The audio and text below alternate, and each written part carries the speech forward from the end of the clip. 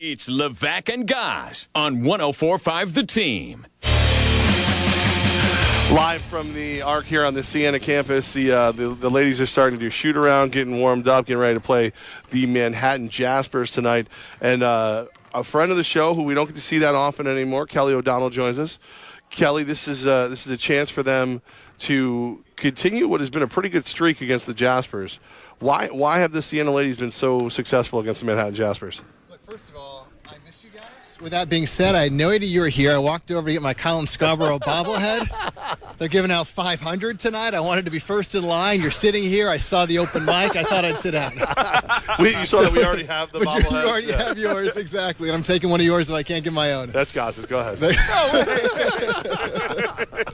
They're nice, aren't they? They're really cool. It's worth really it. Cool. Absolutely. It's worth the bobblehead, and it's worth seeing some great basketball because these Saints are playing really well right now, aren't they? 3 straight wins, and you mentioned they've had Manhattan's number over the last several years. And if you look at what they did against Fairfield, holding the Stags to just 40 points, which was an all-time low in the Coach Allie Jacks era, it's just showing you how well they're playing on the defensive end of the floor, and that's had a lot to do with why they've been able to keep Manhattan in check over the last few years. Now, for those that may not know, you now work for Siena, so you're a little bit closer to the program now. What's your daily job called, and what's a daily day in the life of Kelly O'Donnell? Friar O'Donnell. I'll tell you what, I couldn't do it, but I think Levack can throw a football from here and hit my office. It's not too far away.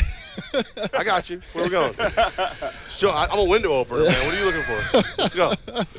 Well, I work in the marketing and communications department, so have a lot to do with not only the messaging and the brand of the college, but then how that's communicated internally and externally, and get to keep my hand in the athletics department, and had the pleasure this year of calling the basketball games on television along with Robert Lee, so it's just fun being all in with Siena and going to be on campus, and like I said, walk over here and see you guys. Highlight of my day. Kelly O'Donnell. Oh, you're such a good liar. Kelly O'Donnell. So, imagine that. Like, you were a fixture in the news community here for a very long time, and now you are an office guy. You're helping Siena get their message across, which is awesome. But if you didn't get to call the games, would you be losing it? Would you just be home? He'd be home, and guys, he'd be in the shower at home with the shampoo bottle. The ball pass was coming. I imagine he's walking over to be like a David Letterman beard post-retirement. Well, yeah, you know what? I think that's probably what has kept me shaving every morning. Still on TV from time to time. And you're absolutely right. I would miss. And so having the opportunity to still be involved and a part of the media scene, but specifically with Siena, and getting to be at practice and have a reason to be there and going to the games, it's something that I obviously love to do, and I'm very fortunate to still be a part of it. Last time I was on the Siena campus, Derek Jeter was here. You're in that marketing department. How about you give me a little more Jeter love? Like, what's up? What are we gonna do? Now you're asking a lot. Now, come on. Have I ever not asked? Like, I'm not the kind of guy who's gonna go, hey, will you hand me that soda? Right. Sit down and talk to me on the radio for 5 minutes. That's an easy request. Hook me up with Derek Jeter. Hang on, give me a minute. No, but all right. So seriously, like, how are you working with these guys? Like, what? Like, I mean. As a lifelong Capital Region guy, Siena has the gold standard in my mind as far as colleges go. What is it that you have to do to get the message out for everybody? What is it you're looking to get done? Yeah, no, it's great hearing that, and a lot of people in the community feel the exact same way, and that's fantastic. And we're trying to take that message and that feeling for what is uniquely Siena, and broadcast that beyond the Capital Region, and reinforce that within the Capital Region, and what makes this a great place to be, and what it means to be a Saint, and the quality of the education, and how that sets students up after they graduate, and the careers that they can have, and that's all part of the storytelling mission that we have. And it's easy when you're on this campus, because there's so many great stories to tell and so many wonderful statistics, and such a great environment to be able to share with the rest of the community. This is my first time ever being in the Arc, and I got to admit, I'm pleasantly surprised about how cool it is. This is awesome, right? Is. For those who may be like me and have never been to the Arc before, tell them some of the reasons why they should be here and check out a game here. Yeah, well, this was the first part of a $13.5 million renovation, and then another piece of it that's opening next week is the new training facility, which is gorgeous. So Greg Dajnaw, the head trainer, Hammer, is absolutely giddy about the excitement of being able to cut the ribbon and get in there. I'll tell you what, if I was playing, I might roll my ankle intentionally, just spend more time in that new facility, get into therapeutic pools and everything else. So a major capital investment into the ARC, into the MAC, which is the other side of the complex. A new weight facility is going to be added next year, which is going to be available to all of the students. So there's great charm in this building. Of course, it goes back many decades to when the men used to play here full time, but now what they've done to it just within the last couple of years is gorgeous. And plus, Hammer's going to have stories for days if you're hanging out with Hammer in the strength facility. Oh, absolutely. Yeah. For sure. He's been around here a very long time. A lot of stories to tell, no doubt. Kelly O'Donnell with us right now. We're inside the ARC, and we're getting ready. Siena ladies taking on the Manhattan Jaspers. It's bobblehead night for Colin Scarborough. What is it?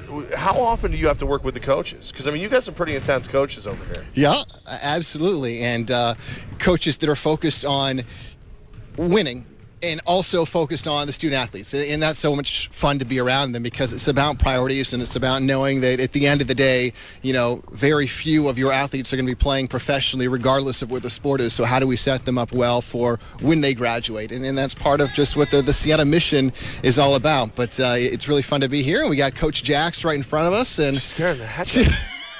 Have you okay, so when I've never been to one of her practices. Have you been here before? I have. She walks the half-court line very intensely. And every time she heads this way, I'm like, oh, we're too loud. When she puts the whistle in her mouth, get out. She's going to blow it at you, right? I ran up 5 aisles. I thought she was going to wind sprints during commercial breaks. Yeah, she's very intense. So when you work with them, is it about their message, or are you almost coaching them on how to get their message out?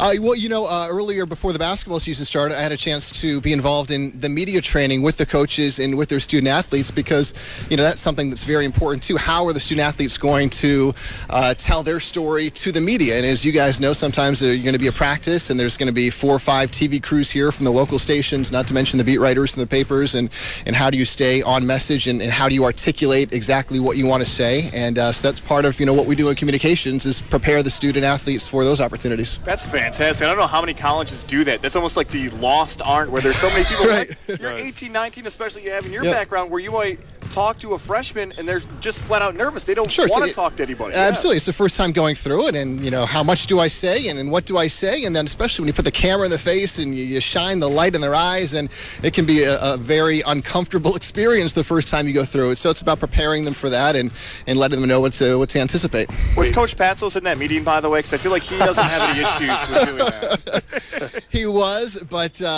he can do and say whatever he wants. Right.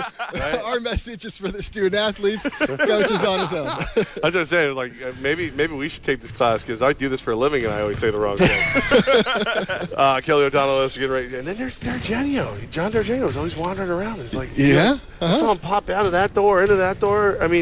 Is this what it's like every day? Just everybody right here? Well, he's back from the trip down to Monmouth where the Saints played last night, so he's always on the road, and it's a very hectic lifestyle to see Mike Demos and Catherine Prince from the sports information department over there as well, both on the road with the teams constantly, and so it's not a 9-to-5 type of job when you do what they do.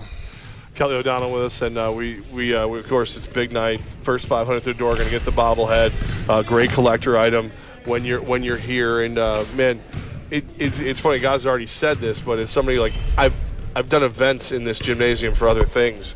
It does look a world different, and it is brighter and nicer than I recall it. The chairbacks. Yeah, what is that? Sit in comfort. Yeah. What, lumbar support for a basketball game? What is? That's exactly right. Why are you spoiling us? What is that? No, Kelly. So I don't know how much this has come to fruition yet, but Goz blew a gasket on the air yesterday or the day before. The MAC talking about potentially moving the tournament, or at least entertaining the idea of moving the tournament. What are you hearing? Is that a possibility? Is it near future? Is there a way Siena can stop that from happening? Well, it's going to be a possibility every time a contract runs up before another contract is signed, and every time we go through this cycle, there are going to be teams and representatives of other teams within the conference that, for the sake of fairness, believe that it should be taken out of Albany. Now, can you understand that argument to a point? Maybe.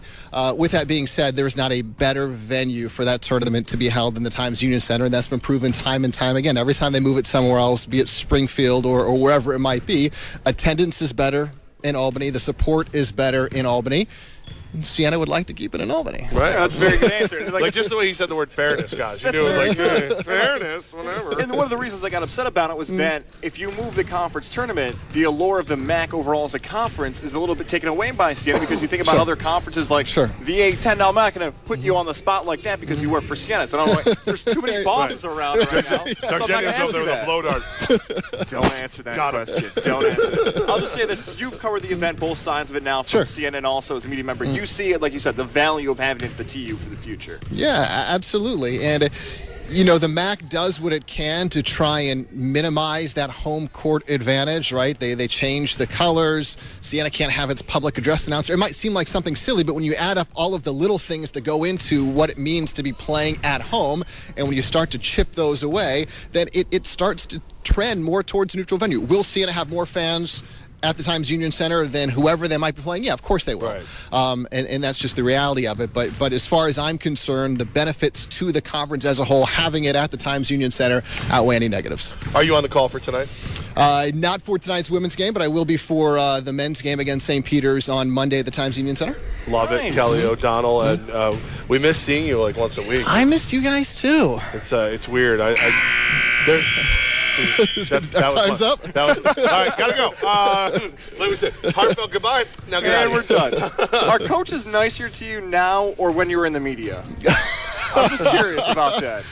Will Brown? No. Meaner now. Maybe more authentic now, right? There's no, are we on the record or off the record? Because I'll tell you when we're on the record. That is cool. Kelly, we appreciate you taking some time. I know you have a real job now. You can't just sit down and hang out with us. Well, yeah, you know, I went for a long walk, that's all. Yeah, well, did you see, like, I think I just saw Argenio walk in and tap his watch. Yeah, right. Kelly, man, thank you so much. We're so glad that you're doing great, and we look forward to seeing you more and more as we come up with excuses or get invitations here at campus. My pleasure, guys. I always love listening to the show. You do